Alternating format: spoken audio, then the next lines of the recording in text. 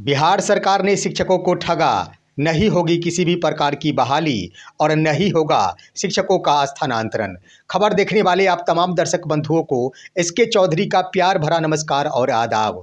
दोस्तों, मैंने एक वीडियो में बताया था कि ऐसा ना हो कि शिक्षा विभाग शिक्षकों के साथ खेल कर दे। मैंने कहा था कि आशंका यह दिख रही है कि माननीय शिक्षा मंत्री के द्वारा पहले दिन जो बयान दिया गया था कि पांचों सक्षमता परीक्षा के आयोजन के बाद ही शिक्षकों को विद्यालय में पदस्थापित किया जाएगा, उधर माननीय मुख्यमंत्री महोदय के द्वारा भी ये बातें कह दी गई थी कि शिक्षक अपने ही विद्यालय में रहकर राजकर्मी का दर्जा प्रदान करेंगे। लेकिन बार बार शिक्षा विभाग के द्वारा उदासीनता दिखाए जाने के कारण और साथ ही साथ एसीएस डॉक्टर एस सिद्धार्थ के द्वारा दिए गए बयान से अब यह बिल्कुल स्पष्ट हो रहा है कि सक्षमता उत्तीर्ण शिक्षकों का विद्यालय पदस्थापन आखिरी तौर पर पांचों सक्षमता परीक्षा आयोजन के बाद ही होगा और साथ ही संभावना ये भी दिख रही है कि उन्हें राजकर्मी का दर्जा भी पांचों परीक्षा आयोजन के बाद ही मिलेगा। दोस्तों, उधर ये भी आशंका दिख रही है कि तमाम प्रकार की बहालियां शिक्षा विभाग की ओर से जो प्रक्रियाधीन है, जिस पर काउंसलिंग की प्रक्रिया भी जारी है, ये भी लटकने की संभावना है, क्योंकि शिक्षा विभाग और बिहार सरकार सिर्फ व सिर्फ शिक्षकों को लुभाने का काम कर रही है। दोस्तों, क्या कुछ विश्लेषण कहता है कैसे शिक्षक सरकार द्वारा ठगे जा रहे हैं। किन किन शिक्षकों को ये आश्वस्त हो लेना चाहिए कि ना तो किसी भी प्रकार की बहाली होगी और ना ही शिक्षकों का स्थानांतरण होगा। इन तमाम बिंदुओं के ऊपर इससे पहले कि हम आप सभी को रूबरू कराएं, अगर आपने अभी तक हमारे इस चैनल सुसत्य वचन को सब्सक्राइब नहीं किए हैं तो कृपया अभी सब्सक्राइब कीजिए और सच के इस सफ़र में हमारा समर्थन कीजिए। दोस्तों, आइए सबसे पहले हम जानते हैं सक्षमता उत्तीर्ण शिक्षकों के राजकर्मी के बारे में।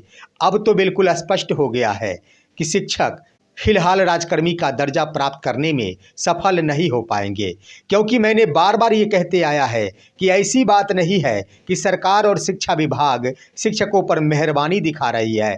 सरकार और शिक्षा विभाग जब जब दबाव में आती है तब तब एक एक करके पिटारे खोलती है और वही पिटारे खोलती है जिसमें सरकार को वित्तीय बोझ नहीं उठाना पड़े। शिक्षकों को वही सौगातें देती है जिससे शिक्षकों को आर्थिक लाभ नहीं हो सके। लेकिन जहां पर शिक्षकों को आर्थिक लाभ होने की बात होती है, सरकार वहां पर निकम्मी साबित हो जाती है, अपनी बातों से मुकर जाती है। दोस्तों, आप सभी को मालूम हो गया होगा, एसीएस डॉक्टर एस सिद्धार्थ ने तो स्पष्ट ही कह दिया है कि पांचों प्रकार के सक्षमता परीक्षा आयोजन के बाद ही सक्षमता उत्तीर्ण शिक्षकों का विद्यालय आवंटित होगा।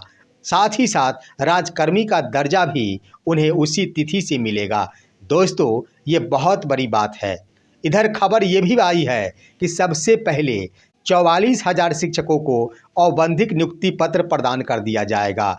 वो 44,000 शिक्षक वो हैं जो री-काउंसलिंग में भाग लिए हैं, इनका डाउटफुल हो गया था। वही शिक्षक जिन्हें पहली बार में डाउटफुल करार दिया गया था, लेकिन दूसरी बार में उन्हें सक्सेसफुल करार दे दिया गया। ये भी सरकार की उदासीनता को दर्शाती है।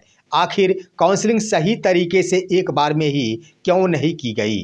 अब सरकार ढिढोरा पीटने जा रही है कि हम 44,000 शिक्षकों को फिर से नियुक्ति पत्र प्रदान करने जा रहे हैं। सिर्फ व सिर्फ सरकार ढिढोरा पीटने का कार्य करती है, सुर्खियों में बने रहना चाहती है, अन्य राज्यों में ये सूचना फैलाना चाहती है कि हम दिन प्रतिदिन आए दिनों हर महीने बिहार में शिक्षकों की बहाली कर रहे हैं।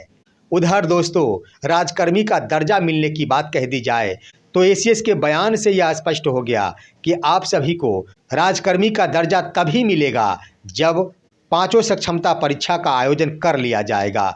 यानी दोस्तों, शिक्षकों को और भी इंतजार करना पड़ेगा, यह बिल्कुल स्पष्ट हो गया है। लेकिन अब कब होगा इसके बारे में भी हम आगे चर्चा करेंगे।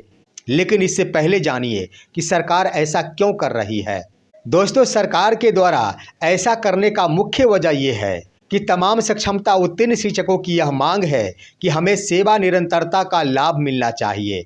वर्तमान में अगर सरकार और शिक्षा विभाग के द्वारा सक्षमता उत्तीर्ण शिक्षकों को राजकर्मी का दर्जा प्रदान कर दिया जाता है, अपने ही विद्यालय में रहते हुए उन्हें विशिष्ट शिक्षक का दर्जा दे दिया जाता है, तो शिक्षक फिर से सेवा निरंतरता की मांग करना शुरू कर देंगे। शिक्षक अपनी आवाज़ें उठाने शुरू कर देंगे और उस वक्त सरकार को विवश होना पड़ेगा। शिक्षा विभाग को कुछ न कुछ निर्णय लेना पड़ेगा। इन्हीं बातों को सोचते हुए, इस पर गंभीरतापूर्वक विचार करते हुए बिहार सरकार ने अपनी रणनीति बनाई है कि हम इतना विलंब करें कि अंत में तंग आकर शिक्षक सिर्फ यही बात स्वीकार कर ले कि जिस तिथि से देना हो हमें राजकर्मी का दर्जा दे दिया जाए, विशिष्ट शिक्षक बना दिया जाए। बस यही पॉलिसी के तहत बिहार सरकार कार्य कर रही है। दोस्तों, आप याद रखिएगा, आपको यही दिन देखने को मिलेगा, क्योंकि बिहार में लोकतंत्र नहीं है, राजतंत्र की स्थापना हो चुकी है। और यह राजतंत्र नीतीश कुमार के सरकार में स्थापित हुई है, जो सिर्फ ब सिर्फ बिहार के शिक्षकों के ऊपर लागू होती है। अन्य विभागों की बातें कह दी जाए तो उसमें अन्य कर्मियों को काफ़ी ज़्यादा लाभ दिया जा रहा, लेकिन एक सिर्फ शिक्षक ही ऐसा पेशा है, शिक्षक ही ऐसा पद है, शिक्षा ही ऐसा विभाग है जहाँ के कर्मियों को प्रतिदिन सरकार से जूझना पड़ रहा है, प्रतिदिन सरकार के आगे नतमस्तक होना पड़ रहा है। लेकिन इससे क्या होगा? क्या बिहार का कल्याण होगा? क्या बिहार के बच्चों का भविष्य उज्जवल बन सकेगा? दोस्तों, मैं बता दूं, सरकार को इससे कोई लेना देना नहीं है। बिहार की शिक्षा व्यवस्था ध्वस्त क्यों नहीं हो जाए, बिहार के शिक्षक धरातल में क्यों नहीं समा जाए, सरकार को इससे कोई लेना देना नहीं है। सिर्फ ब सिर्फ सरकार बदले की भावना से कार्य कर रही है। सरकार शिक्षकों को मजबूर कर रही है।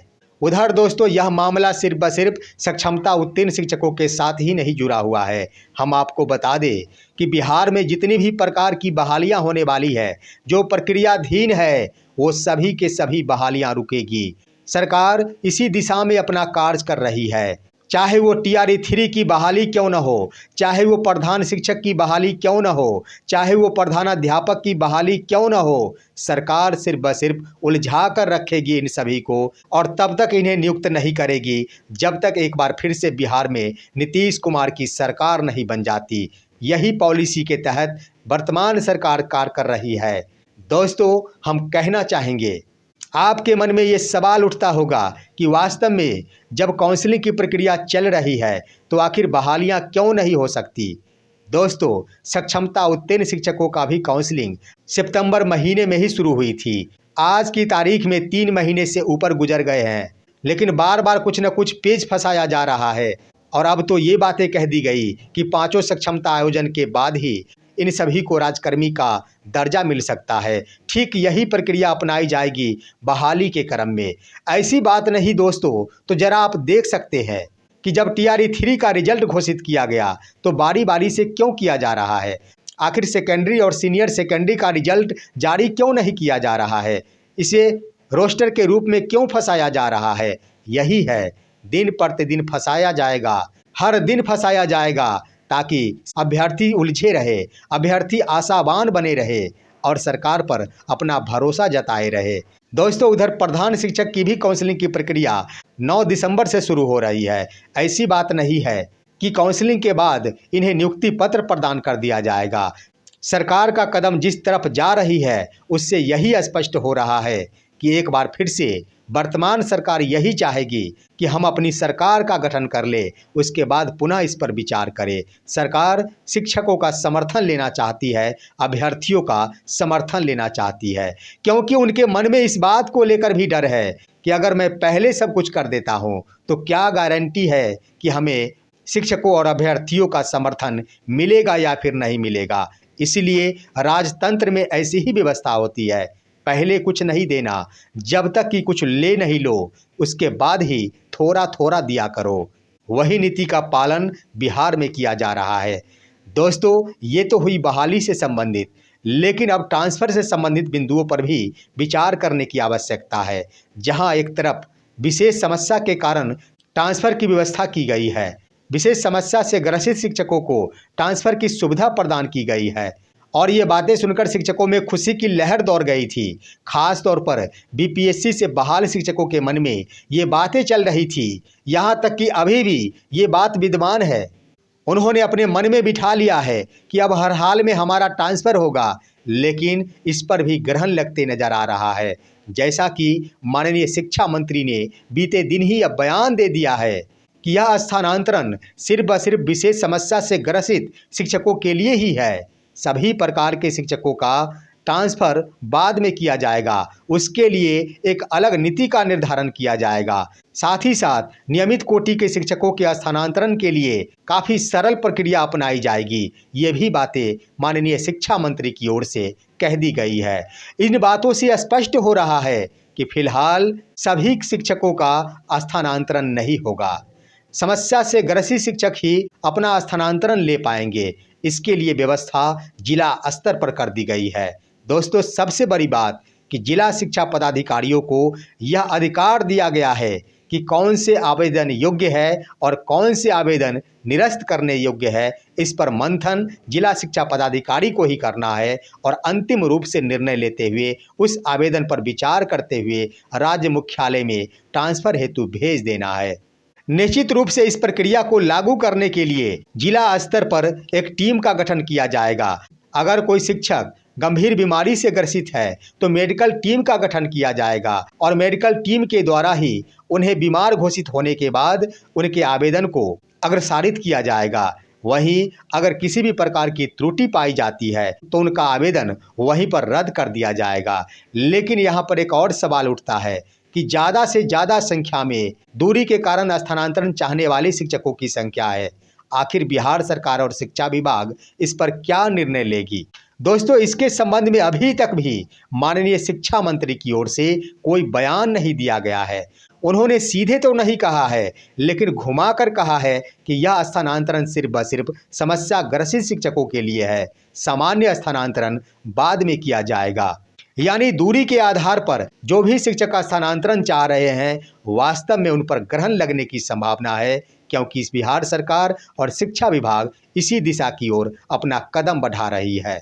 और रह गई बात कि अगर कोई शिक्षक वास्तव में अपना स्थानांतरण चाहते हैं, अपने आवेदन को अग्रसारित करवाना चाहते हैं, तो संभावना ये दिख रही है कि जिला स्तर पर भ्रष्टाचार का खेल खेला जाएगा। शिक्षकों से उगाही की जाएगी, जिनके द्वारा पैसा दिया जाएगा उनके आवेदन को ही योग्य करार देते हुए राज्य मुख्यालय की ओर अग्रसारित कर दिया जाएगा और उन्हें स्थानांतरित भी कर दिया जाएगा।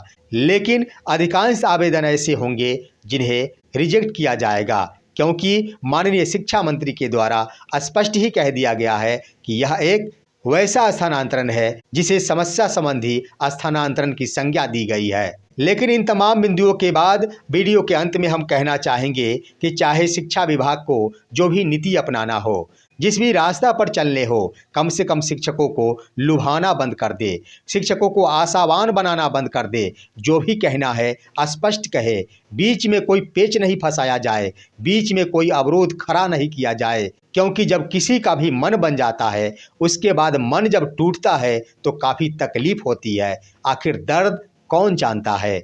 जिसने दर्द सहा हो वही आखिर दर्द का मोल समझता है। बाकी तो दर्द का मजा लेने में ही अपनी जिंदगी गुजार देते हैं। फिलहाल आज की खबर बस इतना ही। आप सभी हमारे इस वीडियो को लाइक करते हुए तमाम दोस्तों के पास शेयर कीजिए और अब दीजिए अपने ही दोस्त SK चौधरी को इजाज़त। जय हिंद, जय भारत।